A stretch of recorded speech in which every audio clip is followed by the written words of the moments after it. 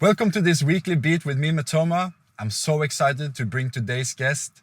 He has influenced the music scene with songwriting for Teddy Swims. He has a song with Afrojack. He has performed with Afrojack at the main stage at Tomorrowland. And he's all the way from Australia, Taranteeno. And I can't wait for him to influence today's session with his stories and also talking about his life here in Norway. He moved here with his girlfriend many years ago. And I can't wait to see what today is gonna bring. Let's bring him in.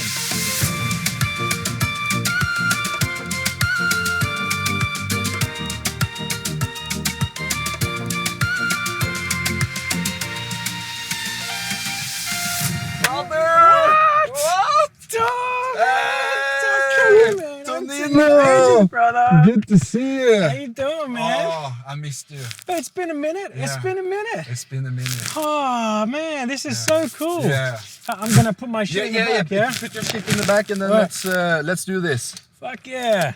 Boom. You look amazing. Thank you very much. I feel good. Yeah, how have you been? I've been pretty good. I just got back from Australia, which is lovely. Yeah. Saw the family, caught up with everyone, you know? No way. Yes, and of course, you know, us guys, people, what do? We move to the other side of the world for love, right? Yeah. So yeah, you meet a Norwegian girl and here you go, an Australian guy moves to the other side of the planet for love, you know? But you know, I think the sacrifices of love is necessarily, you know? Yeah. And you used to live in London together. We did for a little bit, yeah. I mean, we met here. We met in Oslo. Yeah. She does music too. I think I told you a while back. But I got invited here to do a songwriting camp, and I got thrown into a room with her. And you know, hey, the rest is history. We hit it off, and so she did. She moved to London with me for a little bit, and there was a chance to we were going to move to America, give America a go, and I'm glad you didn't do that because right now, look where America is. I know it's not looking good. No, it's not looking good. No, it's not. Sometimes things happen; they're a blessing in disguise, right? You don't even know at the time, but they are. And you performed with Afrojack at Tomorrowland. Oh, yeah, dude. Yeah. How was that? That's crazy, man. I mean, I've never even been to Tomorrowland, so the first time you go there and you're up on the stage, and with Afrojack, that's I mean, look, he's like a household name there. You know, they love him at Tomorrowland, and the fans love him, and he puts on a good show. And like we did a couple tunes together, and he said, "Oh, come out and sing." Yeah. And that's always been a dream of mine, to go and sing at a place like that, you know.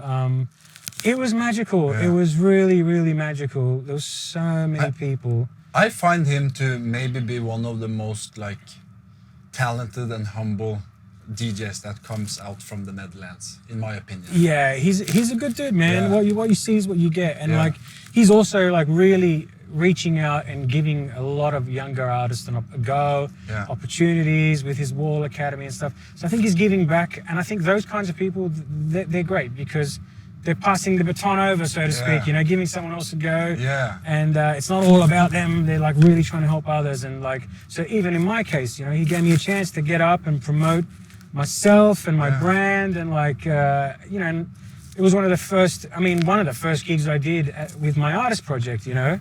Yeah. So not a bad first gig. No. Not a bad first gig at all. No. That's, you know, so many artists that collaborates on EDM songs. Yeah. They dream about going to Coachella. Yeah. Or going to Tomorrowland. Yeah, sure. And the fact that you end up at Tomorrowland on the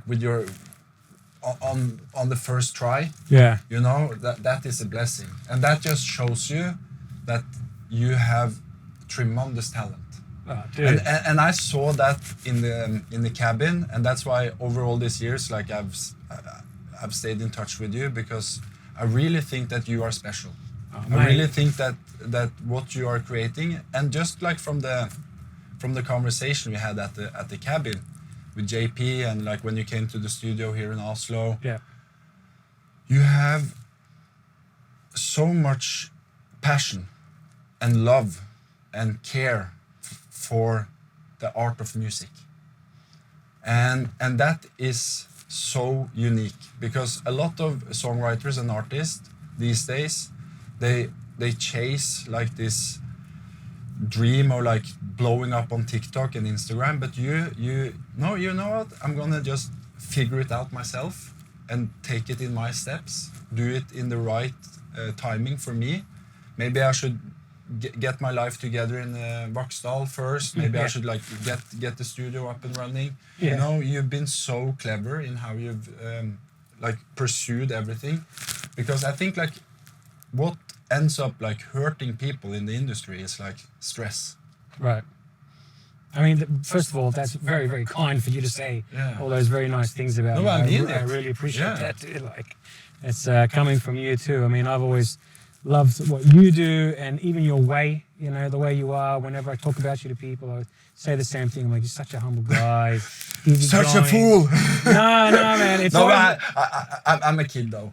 Dude, it's always a good time though. Yeah, it's always a good time. No, you know, it's about the memories. You know? And that's what I love. I mean, you just said it. Like, I love making music. You know, that's my favorite part. You know, so when you find people that also just have that passion, it's great. You know, it clicks, it works, it's fun. It's not like hard work. It feels like, I mean, can you believe we get to do this? Like, what, how does that even happen? I always feel so lucky that we have the chance to do what we love every day, you know, and I consider myself blessed for that.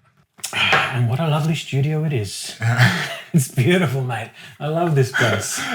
I love you. Oh, mate. And it's too kind. It's, you know, I know for a fact that the song we're making today is going to be very powerful and very uplifting, because your spirit is so positive.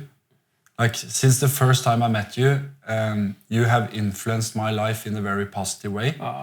Like, every meeting has been just laughs, good food, good conversation. But it had to be such a culture shock, going from like a Italian family living in Sydney to then being in London, meeting a Norwegian girl in London. Then suddenly you are in this tiny place, Vaksdal. I know. Like, the cultural shock had to like... Part of the little bit of a culture shock coming from London to, you know, to Vaksdal. I've come to love it now though, man. I have. No, I could tell. I've like really settled, and because the first time we met, you were like you were trying to find your identity in that place. Yeah. I was a bit worried at first. I was like, this might be a bad move, or I'm not sure. But you know what? Like, it's so peaceful. It's so calming, that place. We're up there in the fjords and the mountains, and it's and I can hear myself think, which I never really got that in London. You just forget. There's this constant like sound pollution in your head, right? Trains, buses, 24 hours a day, and you tune it out, but it's there, right? When you leave it, you're like, oh, this is... and I feel like I've done some of the best, like creatively, I've written some of my best, strongest songs in this peaceful place. And we can record there, you know. I mean, the only thing that does annoy me is that bloody ice cream truck that goes by. It ruins my recordings.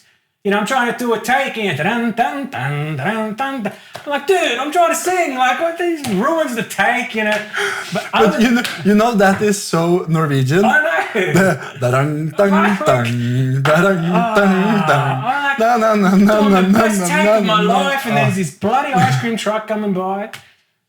Other than that, you know, it's very, very peaceful. Very calm kind of place, but I can forgive the ice cream truck because I know you Norwegians, you love the sweets, right? You have a sweet tooth. Yeah, I know that. Once when I get invited to my wife's house or her friends and stuff, they spend so much effort on cake. You guys are a little bit crazy with cake. You Norwegians, you love cake. Kake. It's like the best thing you could ever do, right? And then sometimes I'm even like, that's the meal. That's it. I'm like, well, where's the like dinner, or where's the lunch, guys? Like, no, that's it. It's the kake. Like, that's what we got.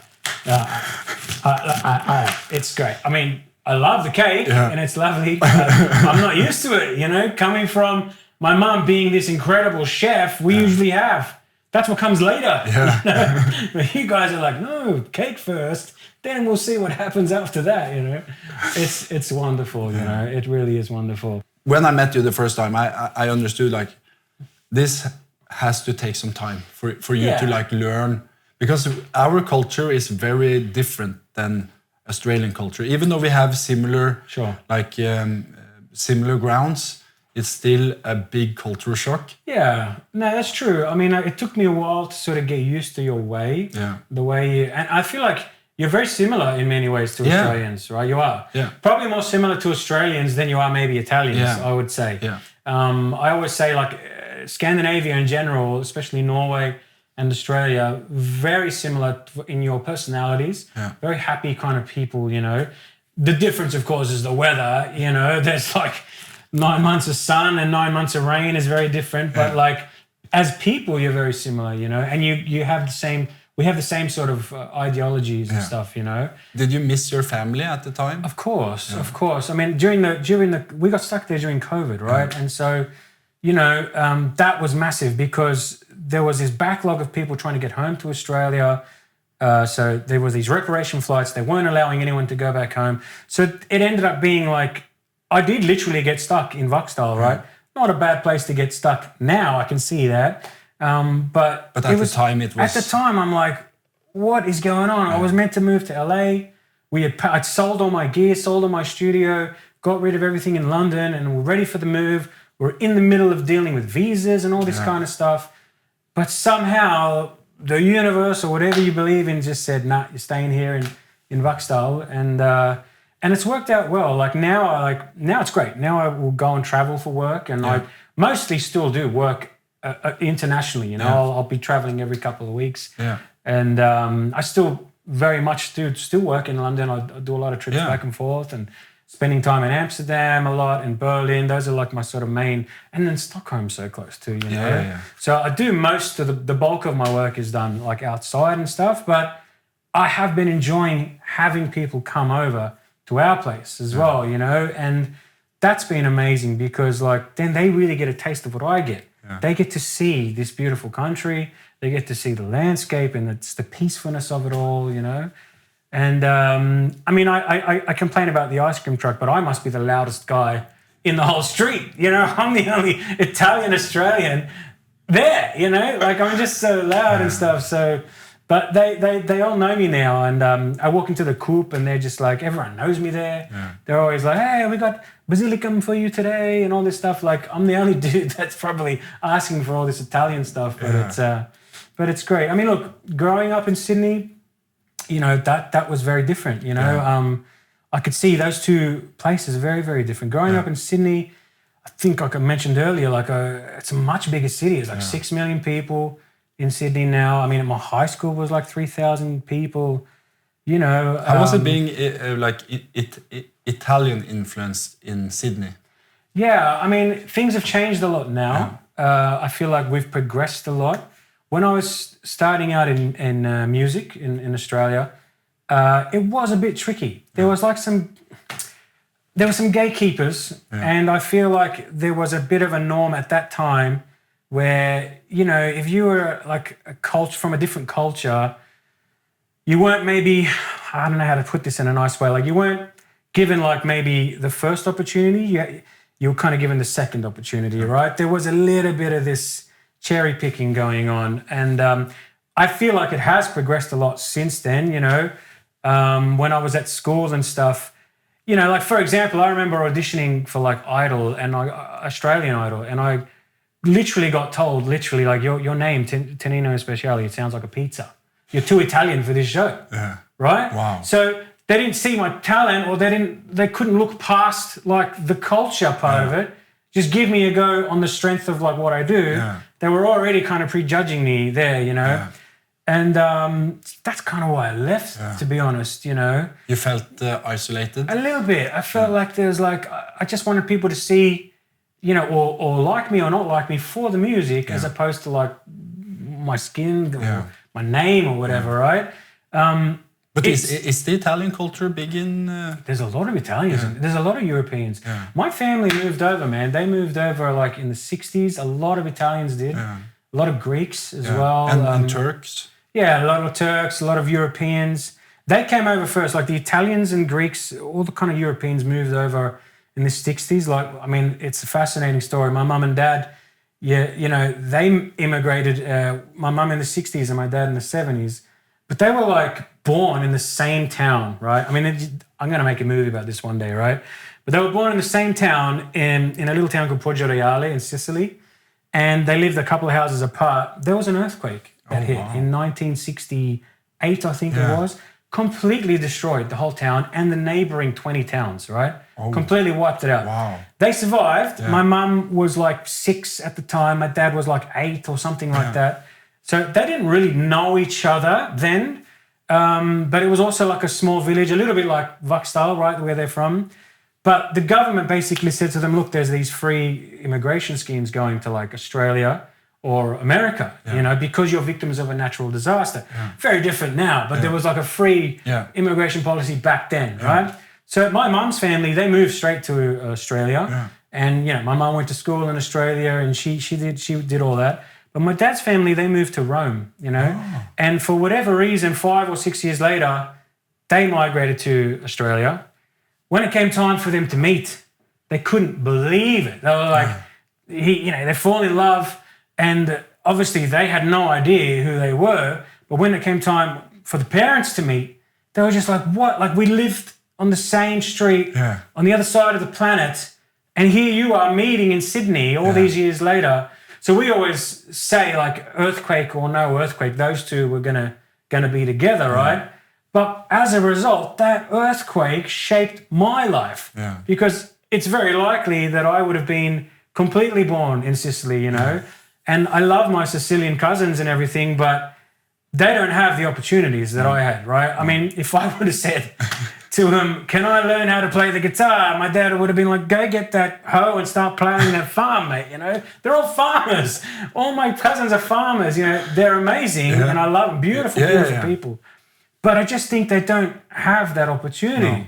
So in a strange twist of fate, right, that earthquake changed the whole course of all of our family's lives. And I was able to grow up in a place like Australia. I was able to pursue music and learn and do all this kind of stuff, which, funnily enough, took me right around the world to Vaksdal, to you, right? I would have been a farmer, mate. Can you imagine me with like some hoe? I mean, maybe I would have been good at it. Would have been singing, that's for sure. But, I much prefer me being on the stage. I can see you. With a haystack, just singing away. Yeah, but no, I think. Look, how old were you when you started the discovering music? I don't remember much of this, but apparently I used to just get up at parties and just like stand on as a little kid, just stand on a chair and sing whatever songs was out at that time, And everyone was like, you should take him singing lessons to my mum and my dad. And like, they're not musical at all. I mean, they love music. My dad, God bless his soul, he's completely tone deaf. Just no idea, out of tune, out of time. Like, but he sang with such passion. It was just like you couldn't match his level of passion, even though he was completely off, right? And so even though he didn't have any pitch or any timing, wrong words, it didn't matter. All the things you need to be a singer. It didn't matter. He just belted it out. He would just sing it out with all his heart. But isn't that beautiful? I think it's amazing. Yeah. I'm pretty sure I got my passion from him. Yeah. Because he didn't care about that stuff. He was him and he sang it the way he wanted to, but they did the best they could, they called on some favors. I started out they probably had a kid that wanted to do singing and they didn't have a clue. My mum worked in a fruit shop. My dad sold cameras and he had one mate that ran like a festival. And they said, all right, let's give him a go. My son wants to sing. Can you give him a chance, right? So I was like 8 or 7 or something. I learned like 2 Italian songs, and I did my first show at like 7. I sang like this, I don't know, Dean Martin song or it's Frank Sinatra song. I can't even remember. Yeah. But it was like, that's all they could do. They did the best they could. It got me on a stage, right? And so I started singing to people. They thought it was funny, this little kid singing Italian songs, these old Italian classics or whatever. But that's sort of how I started. And, it got to the stage where like I became a bit of a big deal in like the Italian community. And they would always book me for all the other festivals that were going on and all this kind of stuff. I remember once I sang. I got booked for a show in Melbourne, and I must have been maybe 12 at this time, 11 or 12. And again, I was this novelty, this kid singing or whatever. And this agent, I'm not going to say any names by the way, but this agent booked me for a show, and we turn up, and my mum accompanied me because obviously I'm 11, right? So what am I going to do? Just go doing gigs by myself? So she comes with me, and I remember it was like a scene out of The Godfather, right? Before the show, we get taken into this restaurant, and it was like classic movie setting, right at the back, this round table, all these men, these suits and hats and stuff. And the agent comes and goes, "Oh, have a seat at this table," right? And I'm a kid, man. I got no idea who these people are, right? But they were. I found out later that they were in the mafia. They were in like the Italian mafia, right? Yeah. So this happened later, right? So I'm sitting there, and the guy's like, obviously he was like the leader, dude. And he was like, "So we heard you're a singer, why don't you get up and sing?" I'm such a naive little kid. I'm like, "I don't have any backing tracks. So I haven't got my tune." And then my mum's like elbowing me under the table going, just get up and sing. Because she knew what was going on. These guys, they were serious, But I was completely naive to the whole thing. So again, I just got up on a chair, and the guy was just like, and the whole restaurant goes silent, right? I'm like, all right, so I'll just start singing. So I just sang these two songs. Everyone thought, okay, that's funny, this little kid singing Italian songs or whatever. He pulls me aside afterwards, and he's like, "Okay, you see your mum over there? You see your mum? Always look after your mum. She's the number one lady. Respect your mum, And then he hands me $10,000 in like a wad of cash, just puts it in my pocket. I'm like, "Dude, no, I can't take this." Pulls out a Rolex watch and goes, "Here, you've got to take this. If you don't take this, I'll be extremely disrespected, I'm a kid. I don't know what to do. And he's shoving shit in my pockets, like, "Take this money, take this watch," right? And I'm just like, "I don't, what? Like, no, I can't take this. Like, this is bad, So I go back to the table, and I'm like just handing my mum like a wad of 10,000 a roll, like just you see like in the movies, And she was like so embarrassed, and she didn't know what to do, and like so she puts it in her bag, and then. I gave the Rolex to my dad. I mean, he took it. I'll take it. I don't care. He didn't give a shit. But cut a long story short, like many, many years later, I bumped into that agent, and I asked her. I said, "Oh, do you remember that guy you booked me for that show many, many years ago?" And he must have done something bad, and like all his family got like wiped out. It was like, it was like some crazy criminal thing going on, and.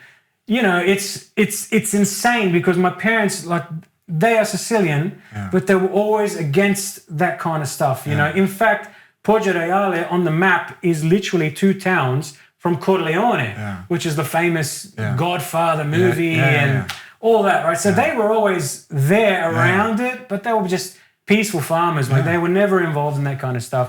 And they always instilled in me, you don't need that kind of stuff, But for me, being a Norwegian, we see this in the movies. I know. And sitting here. I didn't know this about you. Holy moly! What the? This is some crazy stuff. This is like the coolest. This is the coolest things anybody have said on the show. Oh, dude. No, but like you have lived a movie. Yeah, you should make a movie. I always said I should, and people have told me, they said you should put this all in a script or something, and make like a beautiful, like just like that kid that ended up in Vaksdal. And then with all the elements of like meeting the mafia in Sydney. No, not in Sydney, Melbourne. It was in Melbourne. Melbourne. Yeah. By the way, Melbourne is beautiful. It's a lovely city. Yeah. I've been to Italy so many times. I love the Italian culture. I love the fact that they still manage with today's society where everything is so global and everything is like, that they keep their traditions, they keep their culture, they keep their, like you should have respect for elders. Like the kids, they really look up to the elders. Sure. And it hasn't changed over decades. It's still the same, The family is huge. Like the family aspect. It's like everything. Yeah. It's just like, it's like first, and that had to be hard for you. Like, Yeah, we were so close. Yeah, just hearing your passion for your parents, and then suddenly like There's a lot of love there, you know. There's a lot of, even just with my whole family, there's a lot of love there. They've always supported me, and even as I was getting older with my music, I went from all those Italian festas, and I progressed. I got on like this television show in Australia, and they were so proud. It was like a big deal, and that's how I got spotted, man. I got spotted on this TV show by an Irish guy. He used to be U2's manager. And he just happened to be in Australia organising some tour. He caught the television show and got me my first publishing deal in London, right? No way. So, and I remember the day I left Sydney, my whole family came to like one of those movies, to like wave me goodbye. There was like 30 Italians there going, oh, proud of this little one, off you go, and stuff. It was quite beautiful, you know. That would not have happened in Norway. No, I don't think. No. I mean, I have it on video somewhere. There was literally 30 people like there doing, go get them, and like, you can do it, you know. And they really been supportive all my life, because we have that really super tight family thing, you know. It's such a big deal. How old were you then? I left, I was at school, like 18, you know. I was like, so I was 19 by the time the deal got sorted and went. So I left Australia at 19, moved to London. I was in Ireland for a couple of years too. I was doing writing and producing with a lot of bands, a lot of punk bands and like all kinds of stuff. That's kind of, I was learning like more like the organic style of things. And then through that first publishing deal, I did loads of writing in the UK. And and I kind of just moved there like completely. I did go home a few times in between, but then I moved for good a couple of years in. And then I signed another deal with another publishing company. And that was like the biggest studio complex in London at the time. I think it still is. Like it's massive. And that was great, because then like all of a sudden I was surrounded by like so many people. Like Mark Ronson had their studio there, Basement Jaxx, The Prodigy, like all these UK legends had their studio in this one little studio complex. And it was incredible. Like, so I got to meet so many of the UK's like greatest talents. And I felt like that was like my university, because I really learnt more in those 6 years that I was there, just by sticking my head into like different studios, and everyone was so open there too. Like it was like, this is what you do, and like how do you get that bass sound, and how do you like, everyone would share. There was like a nice community of sharing, you know. And I feel like I learned more there. But I also think that that you got the treats because of your personality. Maybe. You know, I don't think like they would share that to everybody, because you, like, one thing that you have is you drag people into your soul. Okay. And that is a very unique skill. Because it's not very common to just be as open as you are. And I remember this the first time I met you. Like 5 minutes into the conversation, I knew that you're gonna be a part of my life for the rest of my life. That's very sweet of you. Yeah, no, but that is just... You're bigging me up here, man. It's no, very nice words. No, I'm not bigging you up. I've never been told this before, but it's very nice of you to say that. Yeah, but it's the truth. Because you have that true ability, and that's why I think, like, even though you've had obstacles in your life, you've always managed to take like those left turns and make it into like a really positive thing. And just like hearing your story, being 19 years old, having the courage to move to the other side of the world. I was 17 years old, and I moved 2 hours from Flisa, and that scared the fucking crap out of me, you know? Yeah. And every weekend I was going back home to Flisa because I was missing my culture. And I can't imagine what that, like, not only the pressure, but also just missing your family in general. Yeah. No, dude, that was huge. Those early years were huge. Like, it was like, I mean, I was 19. I guess, like I said, I felt I had the weight of my family support, you know, and there was a little bit of that, you know, go make us proud, son, that kind of thing. And I just took the opportunity and ran with it. Like, I thought, you know what, I'm going to go for it, see what happens, whatever. And I'm really, really happy that I did it, because, like, I got to meet all these incredible people. I'm sure I would have enjoyed making music in Australia too, but like this has been totally different, you know. And I'm happy that I'm a little bit like my dad in that sense, where like he was also very just open and loved life, you know. I love life, you know. I just love that we get to do this, you know. I just think like, what kind of lottery did we win to like be able to do this for a living? I speak to my brother, for example. He's the opposite to me, you know. He's like a mechanic, tradesman, you know. Every time he calls me, I'm always like, where are you? I'm like, oh, I'm working in Switzerland. He's like, your whole life's like one big holiday. He thinks my life's a holiday, you know? And then, yeah, it's true. But it's true. Like, we get to do this thing. Like, we just bang on a piano and make sounds all day, you know? It's like, it's such a beautiful thing. And then we were saying that earlier in the car, like, when it connects, that's a bonus too. Like, you know, you get this gift to just give to people. And my dad was very much like that. He was very, very giving as well. So I think I got that from him. And maybe you're right. Maybe I talk to everyone, you know, I'm friends with everyone. I feel like I'm very trusting of people. I love people. And maybe you're right. Maybe I did get special treatment there. I'm not sure, but like I loved my years there, and I loved that. But I also love where I am now too. In it's a totally different creative space, you know, because now I get to have people. I get to host these events, and I mean everyone that we've had over, they just love it, you know. Like I see them snapping the fjords, and they're so proud of like being there. Yeah, but you know that, and the fact that you can go from three different nations, Australia to England and then to Norway.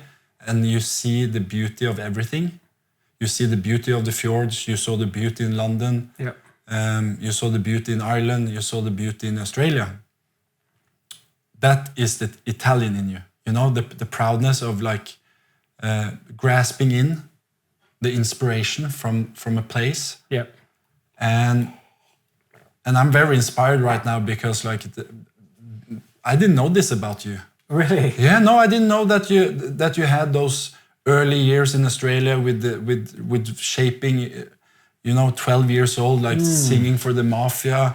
You know, like that was wild. Yeah, that was insane. That was wild. And I think like from this conversation, we're gonna make such a uplifting, universal song. You know that when we played it at festivals, people are just gonna feel that emotion. Oh, I would love that. You know, I would love to make something like Feel Good today, because that's my dream. Like, you know, I have this zest for life, right?